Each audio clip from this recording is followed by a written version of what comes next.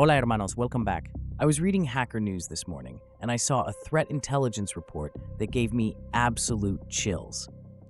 A highly advanced group, known as Velvet Ant, managed to infiltrate a massive corporate network, bypass their endpoint security, and maintain complete, undetected root access to isolated Linux servers for 3 entire years. When we are first learning cybersecurity, we spend all our time focusing on the initial breach, getting that first reverse shell. But today, I want to show you the art of absolute stealth. How does an elite threat actor stay completely invisible for 1,000 days? They didn't use noisy malware. They didn't trigger a single antivirus alert. They took the operating system's own trusted security guards and quietly turned them into traitors. Grab a notebook. Today we are breaking down exactly how this happened.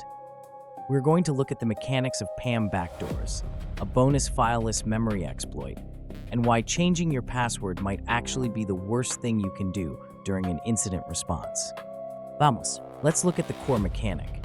How do you hide in plain sight? You hide inside the gatekeeper.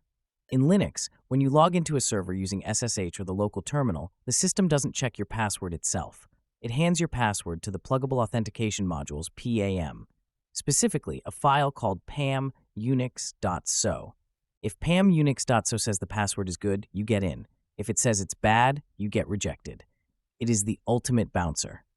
Standard attacks usually try to bypass PAM entirely, but an advanced threat actor, they just replace PAM. The attackers overwrote the legitimate binary files with their own custom-compiled versions. And by doing this, they gained 2 devastating capabilities. First, the master key. The backdoored PAM module contained a hard-coded secret password. It didn't matter if the real admin changed their password to a 50-character cryptographic string. If the attacker typed their secret master password, the traitor PAM module instantly granted them a root shell. Second, the credential harvester. The attackers didn't just want their own access. They wanted yours. Every single time a legitimate administrator logged into the server normally, the backdoored module silently captured their plaintext username and password. It passed the real credentials to the actual verification loop, so the admin noticed 0 delay, but simultaneously saved that plaintext password to an unlinked invisible disk sector. This leads to a fascinating reality where standard hacking training completely fails. Imagine a security team detects a weird IP address touching their network. What is the very first thing the manual tells you to do? Force a global password reset. Listen to me. If your authentication layer is backdoored, resetting the password does absolutely nothing. In fact, you are helping the attacker. The exact millisecond the admin logs in to verify the new password, the traitor PAM module steals the new password and ships it right back to the hacker. You cannot lock a door when the locksmith is working for the adversary. Now, I want to give you guys a bonus hacking concept. A lot of you ask me, Joe, if they have malware, won't file integrity monitors or antivirus catch the file on the hard drive? Yes, if they save it to the hard drive, so advanced operators don't use the hard drive. They use a beautiful Linux system call called memfd create.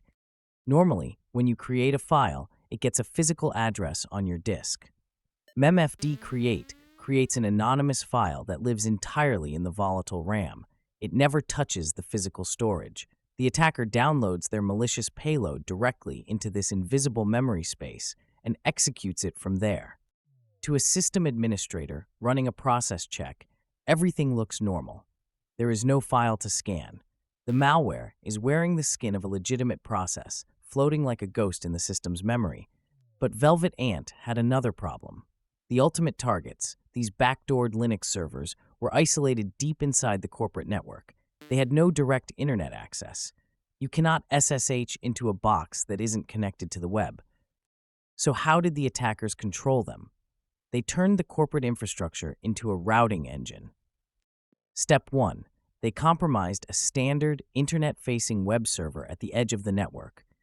Step 2.